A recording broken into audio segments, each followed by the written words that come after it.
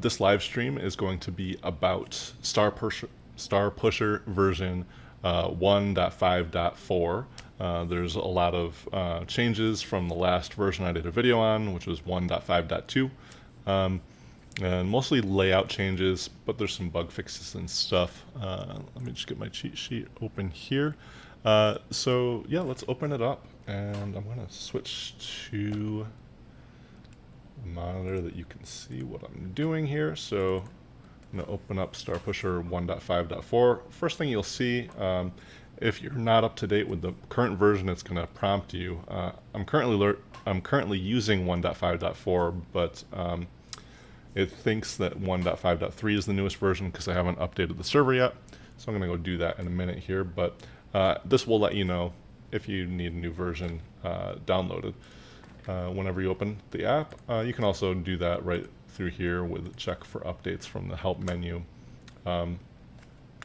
If there's bug fixes, which with alpha software, we are finding bugs still like every week and releasing new versions. So keep an eye on that. Alright, so the first thing I want to do when I get it open is I either want to load an existing project or I want to start a new project. And for the sake of completeness, I'm going to start a new project here. And I'm going to come to the file menu. So new project is up here now in the file menu. We've added a few new things here. A couple new menus here as well compared to 1.5.2. But the first thing I want to do is new project, and let's call this, I'm going to call this Livestream 11. I'm going to leave LEDs at 360 and create that. So over here now in our shortcuts panel, we're going to see in green, the green shows that that's the active project. And it's going to show what's in our project folder for it here. We've got 3 different tabs now. There used to be like 6 or so. We've moved some of that stuff to these menus. But you've got the file browser tab, which is the default tab that's going to be open when you open StarPusher. Next, we've got the pattern editor tab. There's some changes in here. And we've got our pattern sequencer tab, which we've gone over before.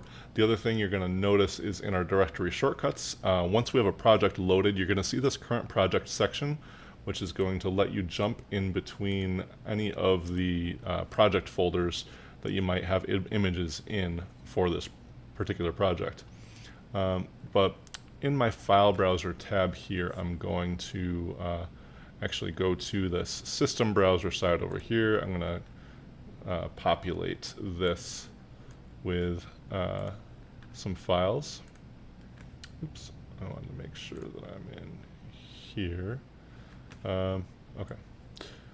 So make sure that you're dragging stuff only into the highest level project folder. So you don't want to drag stuff, or at least you don't want to drag music files like I was trying to drag there, or folders into the image folders. So if I just click on this shortcut right here, that gives me the top level folder for this project. And now I can drag and copy an audio file in. I can drag and copy an image folder in. And then if I open up this image folder, we can see we've got those images right there. Let's go over to pattern editor.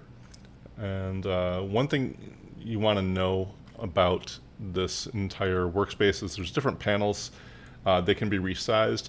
They're going to automatically try to hit a certain size depending on what size monitor you're opening the software with. So be aware that if you don't see one of these panels, it might just be shrunk down so much you might have to just kind of, if you hover your mouse over these dividers, it'll give you a little arrow and you can resize these panels. Just be aware, watch out for that. If you notice a panel's missing, it's probably just sized differently. Alright, so now that we're in the pattern editor and we've got this miscellaneous images folder that we were inside of here in our top level directory, I can now drag in some files and play around with sizing them. So let's, what happens if we make this 240 and this 180? We get it super blinky. Let's we'll call this one Blinky, and we'll say we want to put this into folder 1.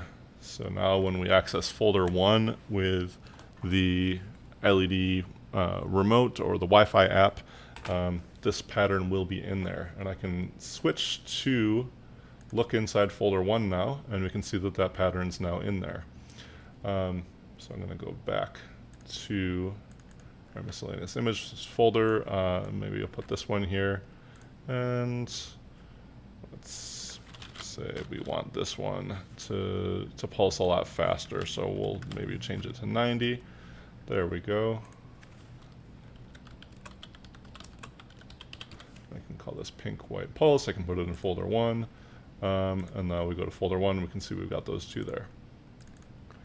So this lets you kind of quickly view patterns, change settings, etc., and get them into folders which you can quickly access once your wheel is running without having them inside of a sequence.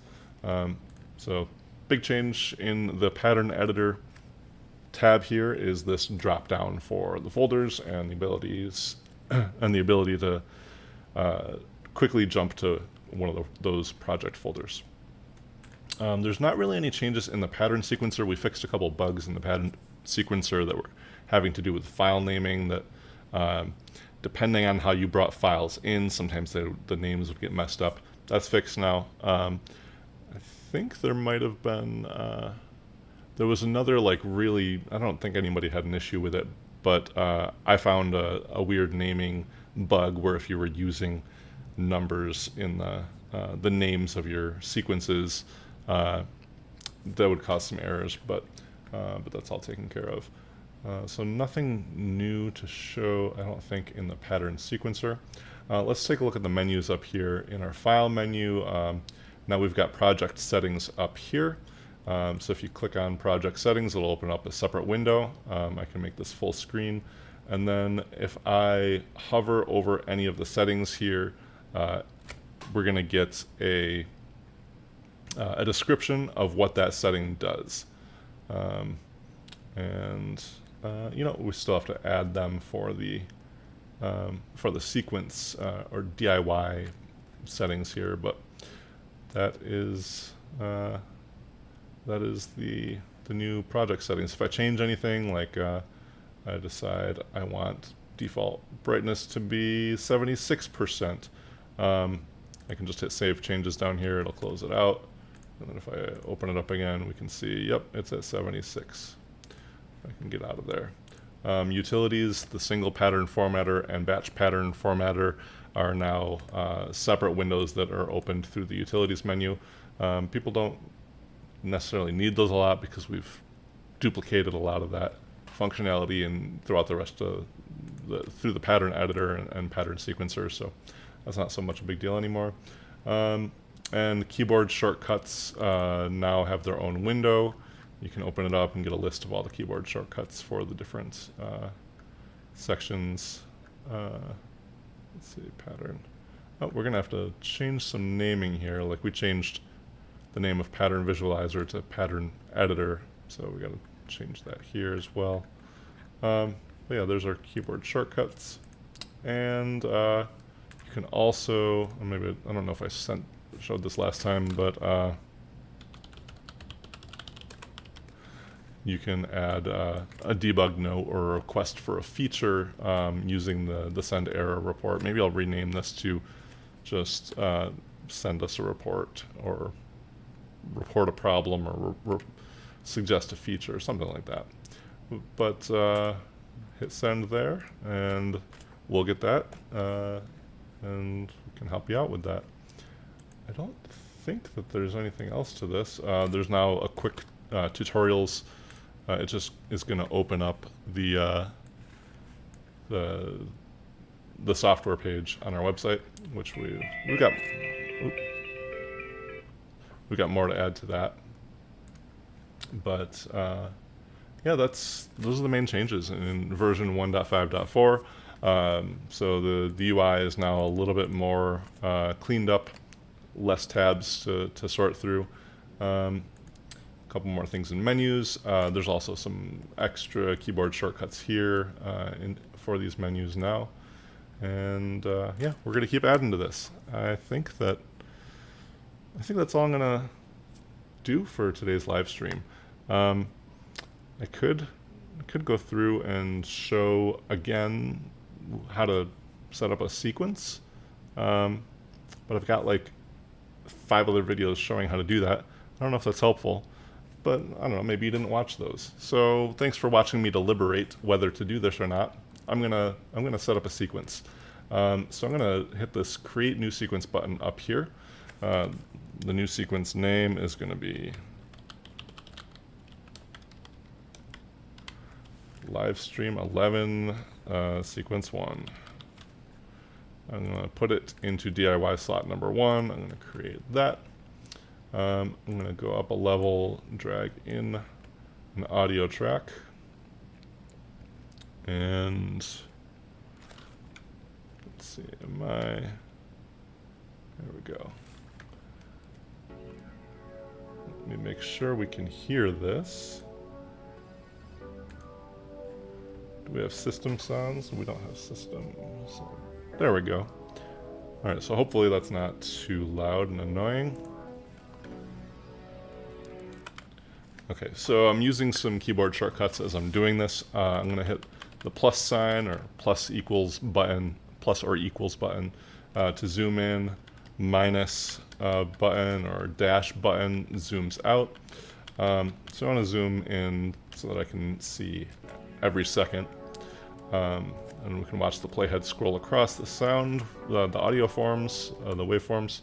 I can double click anywhere on the timeline to bring the playhead to that position, or I can hit escape to bring it all the way back to 0. And let's go to the images folder here. I'm going to start with putting a pattern at the 0 point. Things always seem to work a lot better if you put a pattern right at 0. And if you don't want anything to light up, you can actually just have a black image there. It could even be a single black pixel. It could be a really small image, as long as it's duplicated around the wheel with the duplication setting, then that'll work fine. And I want to size this so that it fits the wheel a little bit better. So 360, we'll call it 360 by 360. The taller the image, the longer it takes to scroll through it, and the slower the image moves, essentially. So now we got this like weird watery look to this, which looks fine to me. And well, all I got to do now is hit save sequence, and I can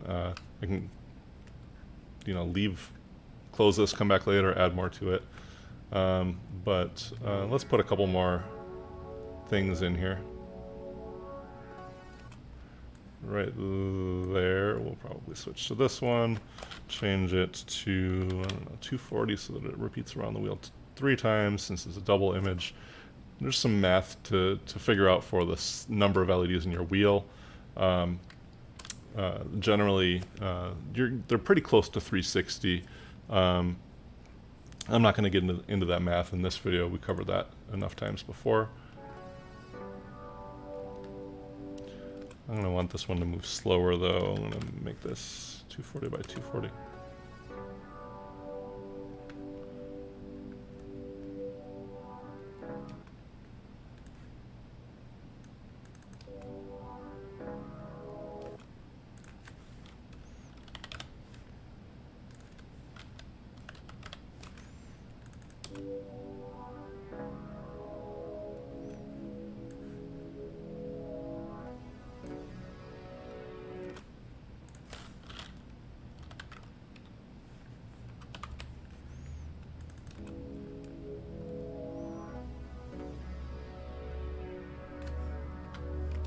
Alright, you get the idea. Save the sequence, all set. If I want to create another sequence, I'll put it in DIY slot number 2.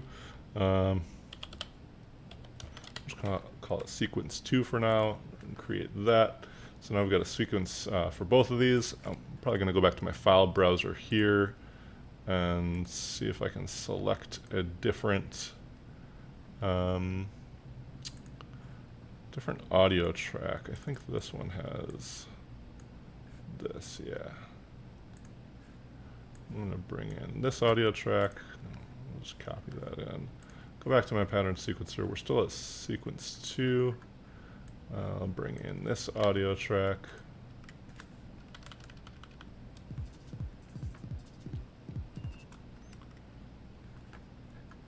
And let's actually create an all black image to start this out with, and just put that at 0. I'm going to just open up any. There we go. So I'm going to get my paint can tool. Cool. Let's save this as PNG is fine. We're going to put it into,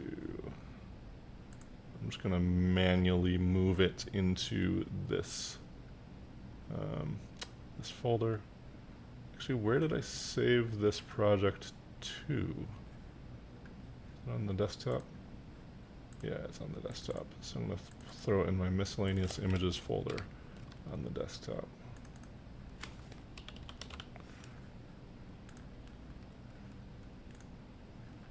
Okay, there we go. Now if I go into my miscellaneous images folder, there should be a pattern just called black. There it is. I'll throw that right at 0. And as you'd probably expect, it shows nothing on the wheel. It's just a black image. Let's see, it was originally sized to 800 by 600. It doesn't need to be that big at all. We can have it, as long as duplication is on, we can have it duplicate around the wheel, so it can be pretty small, which means it'll load quicker. The wheel is going to stay black now until we have another image come in. And actually, here's an image of my face. Let's throw my face on there for whatever reason. So that's kind of nice. The green there, but then yeah, it's not gonna, doesn't look that great. And then we're gonna get the gray shirt coming in. You don't want to use images like this. They're gonna look like crap, especially if you're not resizing them. I'm gonna resize this to be like the same size as the wheel, ish. And that looks really bad. So you don't want to use just any old image you find. I'm actually going to get rid of this. I'm going to get that off the timeline here. We're going to drag another image on here. Maybe this one. Alright, so this one looks good, but I want it to maybe repeat 3 times around the wheel. And then probably have another pattern come in right about there. We're good.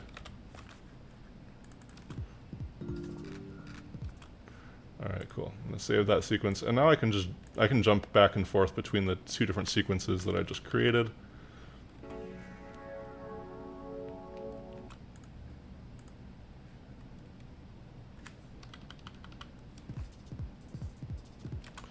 There we go. So we've just created a couple sequences, and then at some point you're going to want to throw this all onto an SD card so that you can access it from your wheel. So I'm going to use a little SD card holder thing here. Let's see, are we, yeah, like that. I'll plug that into the computer.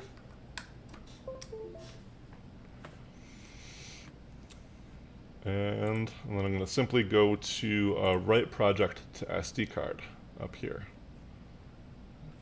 And then you're going to select a drive, drive G. It should highlight it. I think we changed some colors, and I think it changed the color. Anyways, I did select G here, even though you can't really see that it's selected.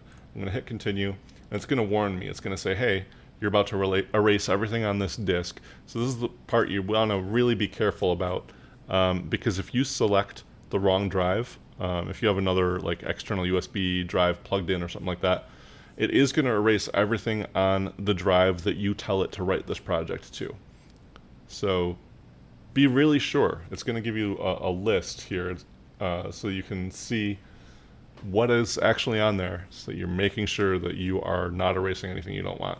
And then you have to select OK, erase drive, and write project. And then it'll do that. It just erased everything on there. It wrote the project to the disk, and then it's going to try to eject the SD card.